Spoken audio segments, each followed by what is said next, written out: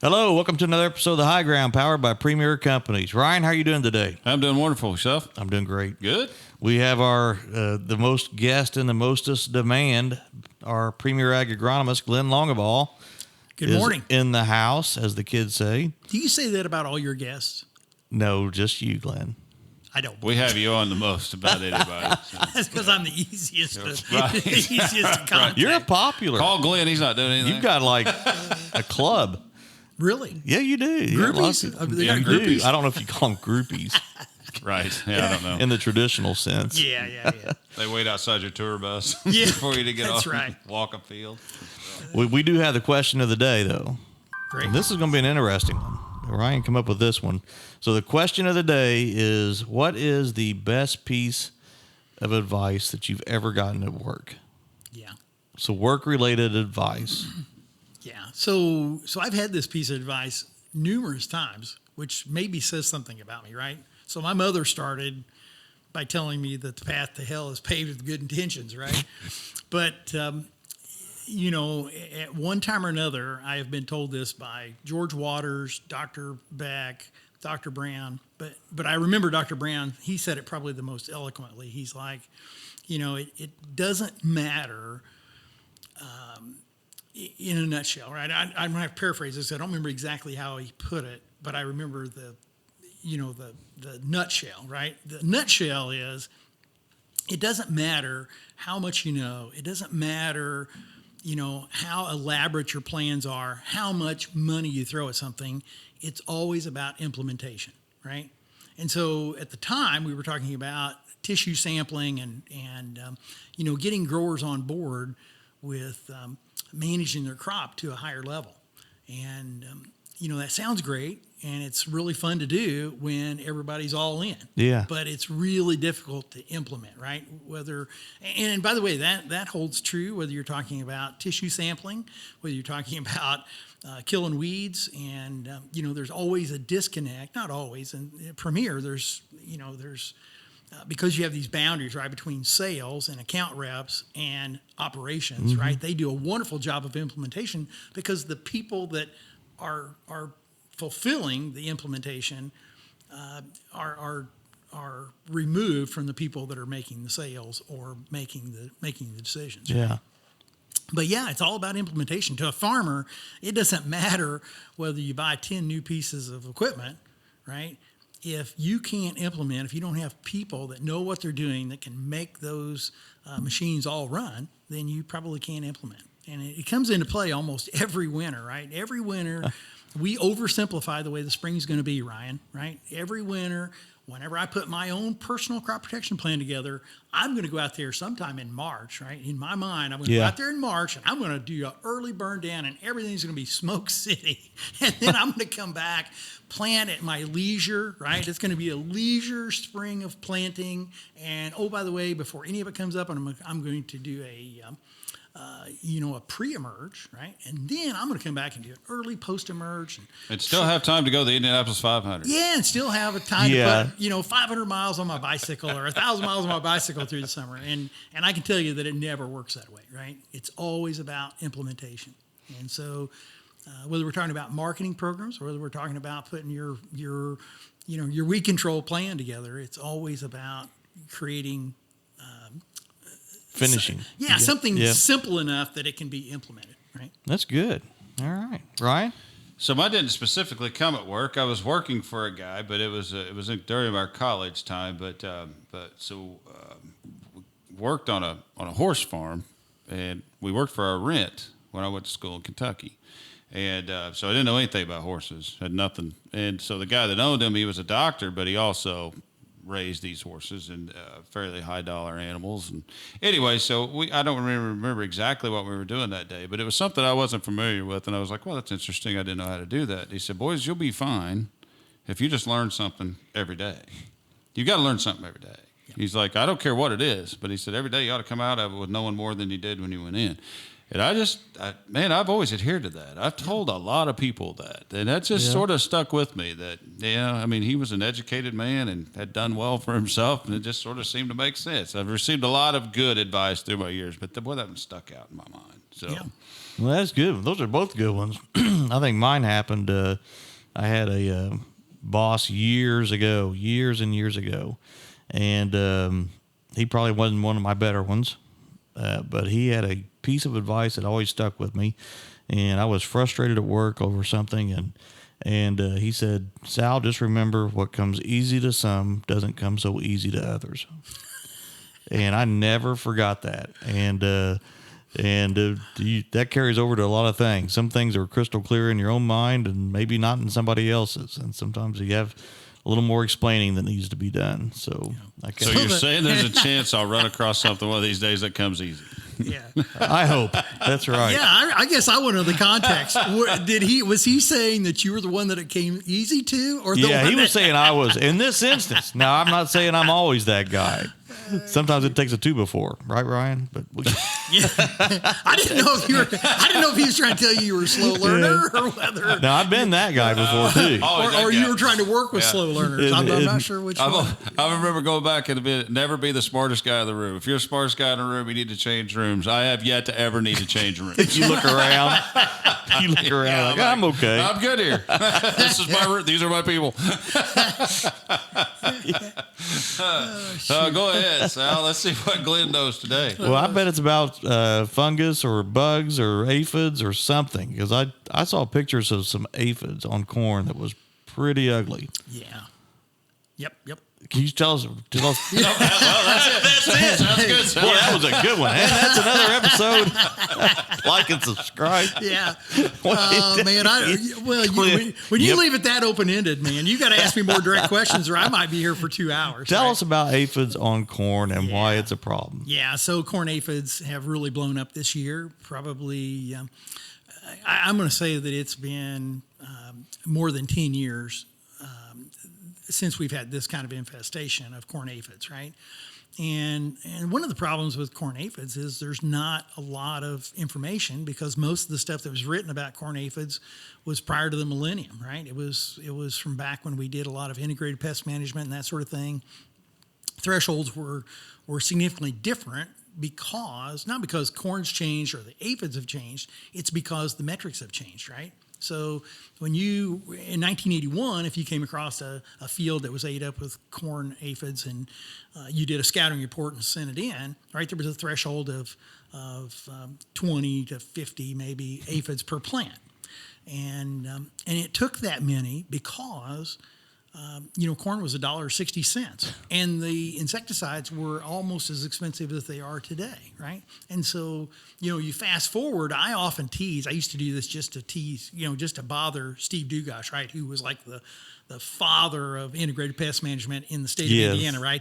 That was his job in the state of Indiana for Purdue, was building these IPM programs, and I used to often tease. In front of Steve Dugash, I'd tease that integrated pest management is just dead, right? Because I bet he. It would just make him want to cringe. Blaspheme. Yeah, it was just blasphemy. But I say that totally jokingly. But when you think about stink bugs and Japanese beetles and bean leaf beetles and whether we're talking about green cloverworms, it really doesn't matter. Most of the pests that we go after are not living by themselves in our bean or corn crop, right? Most of the time, it's a complex of pests, right? It's a multi-pest complex of critters. And oh, by the way, corn, as bad as commodity prices are today, they're still 2.5 times what they were in 1981, right? So a threshold that was written for commodity prices then and for insecticide prices at that time, which, by the way, insecticides are no more expensive today than they were in 1981, right? So at that time, it was very expensive. You had to have a really high threshold to constitute a reason to go make applications. We actually had better tools then than what we have today as far as insecticides. Organophosphates. So we had carbamates, we had organophosphates, we had, we still have an organophosphate we're using dimethoate, right? There's several different brands. There's Dimate, there's Saigon, right? There's different brands of it, but we still have that tool. What we don't have is we don't have a clopyrifos, right? We don't have Lorsban, which would have been maybe a better choice. But what we've been recommending is that they use dimethoate at say 2/3 of a pint to a pint, and I'd rather see it at a pint. And then we've been adding some bifenthrin or lambda-cyhalothrin. Probably haven't been putting enough in there, but that we've been making that recommendation, trying to curb them back. But in recent days, it's become I've become more aware that our folks maybe are not as familiar with beneficials as they should be, right? And when I tease about integrated pest management being dead, I'm not talking about aphids. That is the exception to the rule. Whether we're talking about soybean aphids, whether we're talking about sugarcane aphids in grain sorghum, or we're talking about corn aphids or bird cherry aphids in corn, really aphids are an exception to the rule. And the reason being is aphids are particularly hard to kill. It's not that it's hard to kill an aphid, but it's hard to kill all of the aphids because they're so crazy prolific, right? It's a lot like controlling some diseases like southern rust or tar spot, right? There is so many of them that it's hard to control all of them. And then the other thing that is unusual about aphids is when you don't kill them all, they tend to flare, right? They tend to come back with a vengeance. And the reason why they come back so quickly is because they, by the way, are a hemiptera, the same as a stink bug, right? They're in that order of insect, right? So they're what we call a true bug. And so that means they go through incomplete metamorphoses. So instead of, an adult laying an egg, the egg hatching into a larvae, the larvae going through a resting stage and then emerging as an adult, which then lays eggs, right? It's this 4-step process. In hemipteras, they basically go from an egg to a immature adult called a nymph. And they go through several instars, and then they're an adult laying eggs again. What makes aphids particularly damning out of that order of insect is they don't even lay eggs. They bear live young that are basically immature adults, right? They're born ready. They are born ready. And so their life cycle is so crazy short that if you go in without doing a little bit of reconnaissance and making sure you don't have a good population of beneficials, you can make it worse with an insecticide treatment on aphids. Right? Because what you do when you make an insecticide treatment is you kill all the beneficials off, or most of them off. Maybe you don't kill them all, but because they go through complete metamorphosis, right? So we're talking about ladybird beetle larvae. They go through complete metamorphosis. You're talking about lacewings, talking about syrphid flies, talking about hoverflies. You guys know them as cornflies. Those things that are driving you crazy in summertime. Those are actually beneficial. They lay. They look like a bee. People call them sweat bees. They're not a bee. They don't have a constricted waist. They're not a hymenoptera. They're a diptera. And when dipteras lay eggs, they hatch into larvae. And when we're talking about fly larvae, there's a special name for that. Ryan, do you know what that is? A maggot, yeah. It's a maggot, exactly. And so I guess you got video of this, so they saw me mouthing, giving Ryan the... He didn't give me a chance to answer. I'll put that video up of that of the popcorn maggots from last year. There you go. And the tassels. But anyway, those maggots that you had last year, those were syrphid fly larvae, and those were the hoverfly mark. Those are the larvae of a hoverfly. Those are the maggots of a hoverfly, and they're typically there to clean something up. So you probably had aphids last year, and you just didn't know it because of the beneficials. So we've got ladybird beetles. We learned something today, didn't you? I did. See? Check it off. Got that done early. So ladybird beetle larvae, you need to know how to identify them. Lacewing larvae, right? They're a little more long and slender, but those larvae are also really good predators. We have parasitic wasps, right? When you're looking at a population of aphids and you see these, by the way, there's always aphids, which are bluish green, and then there's all these wings and cast bodies because they went through multiple instars. That's all that other crap that you see on the leaf, as well as a bunch of honeydew, which has come out the tailpipe of a aphid, right? That's the partially digested photosynthetic. He's getting better, isn't he? tailpipe. He really is getting better. Yeah. I mean, we've really rubbed off on him. Yeah, sorry. I am so sorry.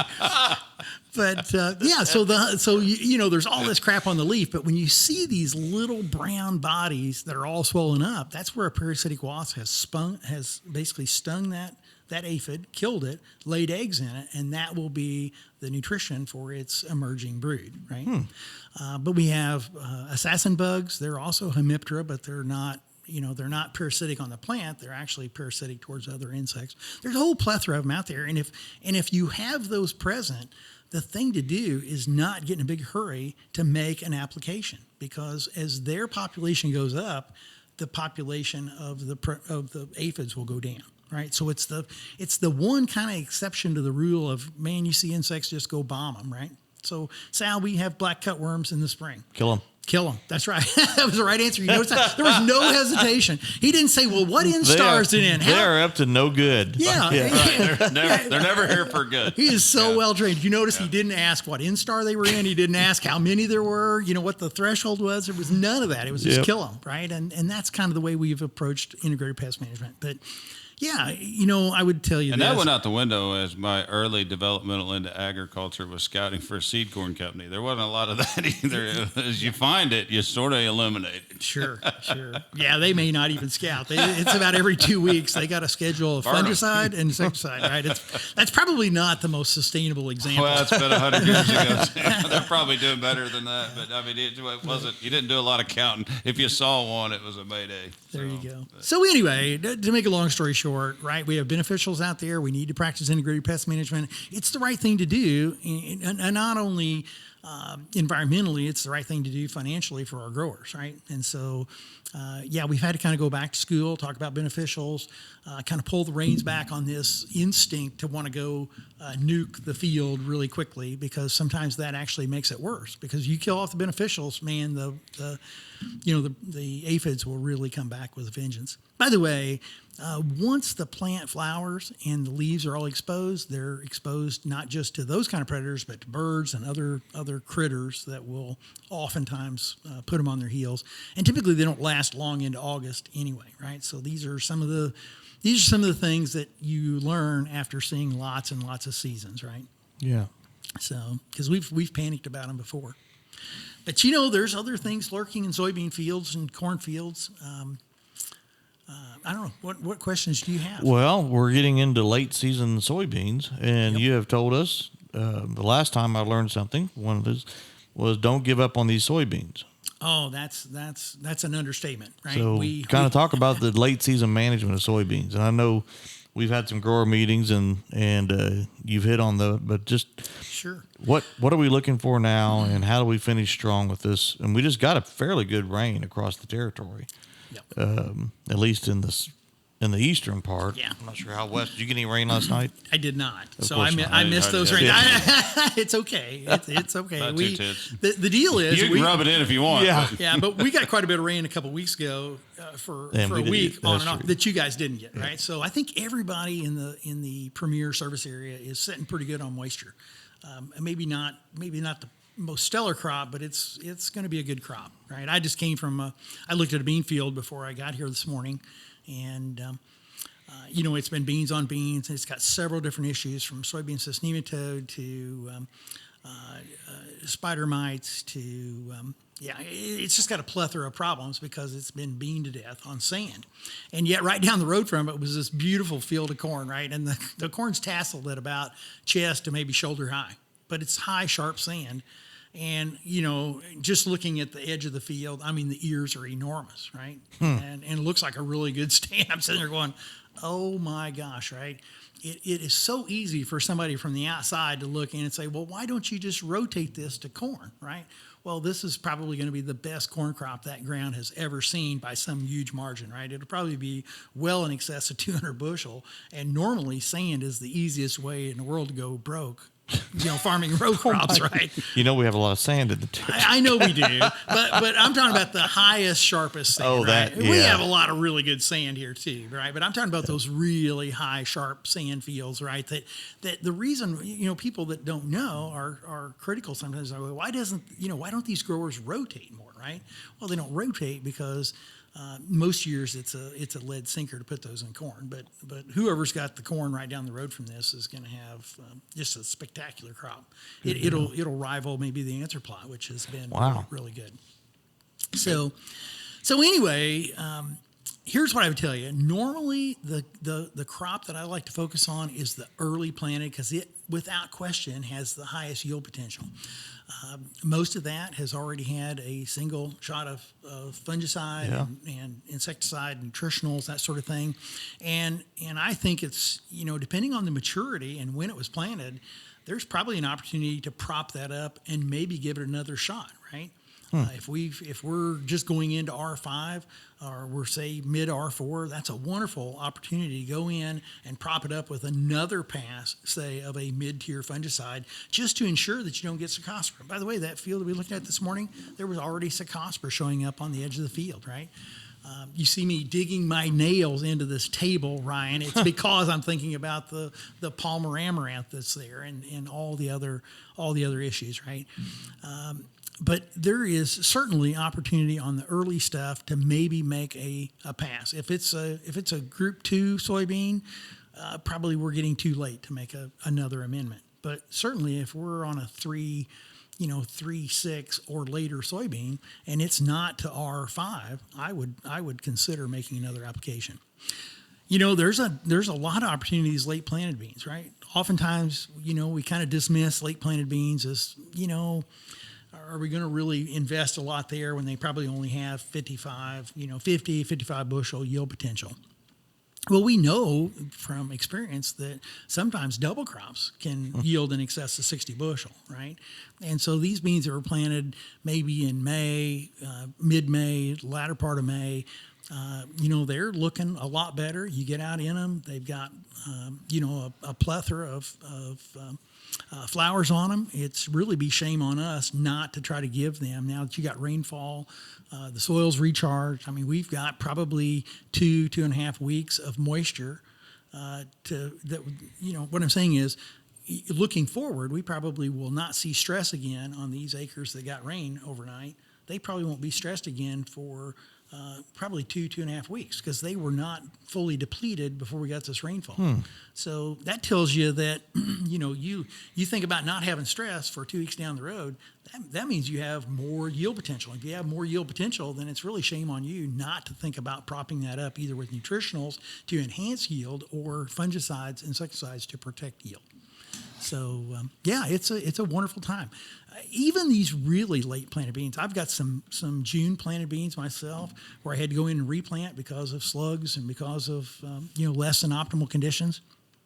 Not only have I been trying to prop them up with nutritionals, but even have added things like Ascend, trying to make them more robust. Normally, we talk about high yield soybeans. It's about trying not to make them too robust. Well, these really late planted beans, got off to such a meager start. We're trying to prop them up, and it certainly is making for bigger, more vigorous soybeans. Wow. Okay. So it's been pretty quiet from a hurricane standpoint, and we're getting late in the year. We're into July, 1st of August time frame. Are hurricanes going to be a problem if they come up out of the Gulf again? And what are our risks there? Besides 70-mile-an-hour winds. So I was just thinking about putting my pocket knife back in my pocket so I wouldn't slash my wrist. Yeah, now you've made me worry about hurricanes. Hurricanes. Right? Well, it's been quiet, so there's reason to believe there may be something. Yeah, well, I mean, hurricanes can be a double-edged sword.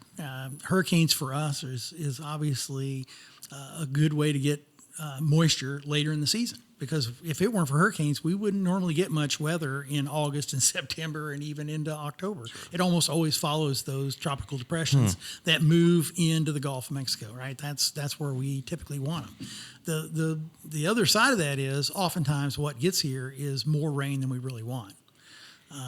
And so, flooding in southwestern Indiana is pretty big. Southwestern, south central Indiana is a big thing. So I don't know that we want to wish for that. I'm not sure we want to wish for derechos. But, if I would remind you, the last time we were in this state economically was 2020. And there was no one that forecasted that we were going to have anything but $3 corn through the fall. And I know because I sold my crop on like the 8th day of August. just to get rid of it so I'd quit stewing about it. And on the 10th, I believe it was, is when the derecho hit Iowa. Corn took a nice jump and never really checked up after that, right? It made it into October. China stepped in, made a pretty big purchase of corn, and then the USDA corrected the carryout from like 2.1, 2 point whatever billion bushel down to about 1.97. And corn took off, and basically we have had in excess of $5 corn almost since then. So, maybe, some adverse rain event is what it takes to spark this market and make people believe that, There's a lot of some wind shortage. anymore. I mean, it's just windy anymore. It just seems like that's a problem, or can be a problem.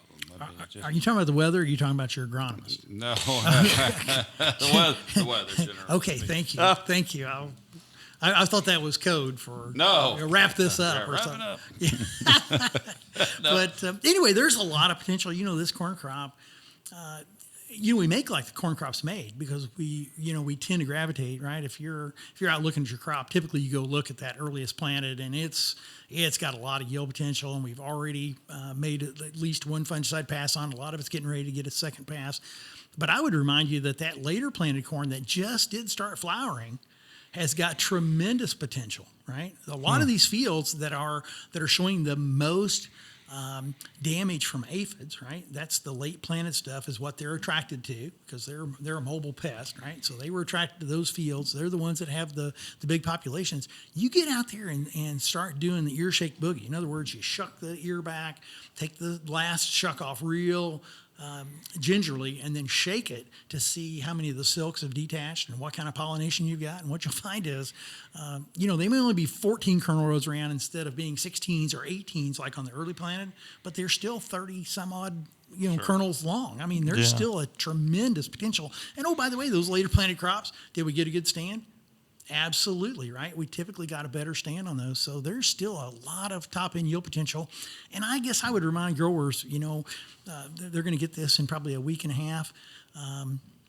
So thinking ahead, that's going to be almost perfect timing, right? When you're listening to this, it's going to be almost perfect timing to make an application for tar spot, right?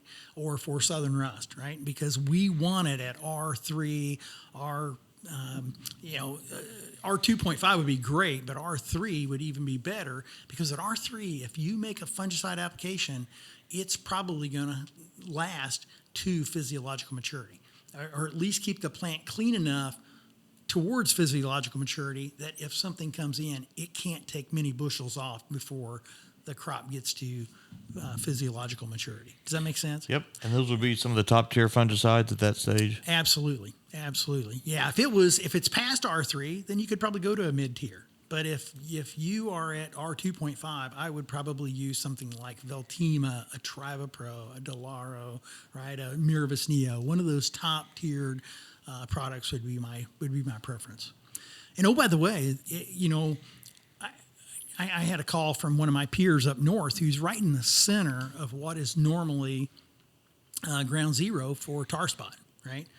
And they identified or confirmed tar spot earlier than ever before this year, right? Much like we did in southwestern Indiana last year. Gibson County had confirmed tar spot. It was like the last week of May, first week of June last year. I mean, really, really early. And yet never manifested itself into an epidemic, right?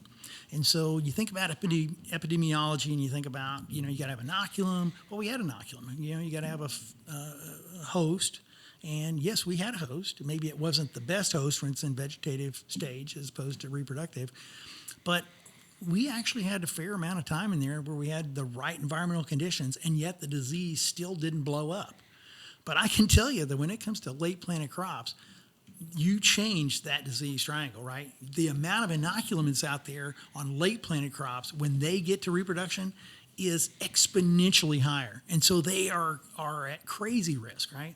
When you have really bad tar spot, or you have really bad southern rust, the fields that really take it, right, where you have those 60, 80 bushel losses or more is typically in late planted, not in early planted corn. So if you're listening to this and you've got late planted corn, in other words, here at the end of July, it just is flowering, you go 2 weeks down the road, you're going to be at R2.5, R3, and that would be an excellent time to think about hitting that and ensure, right? You may be saying, well, gee, I've got $4 corn, we got a 20-cent negative basis, right? I'm in the threes, and that's without any shrink, that's without any moisture dock. I mean, these are things to keep growers awake at night.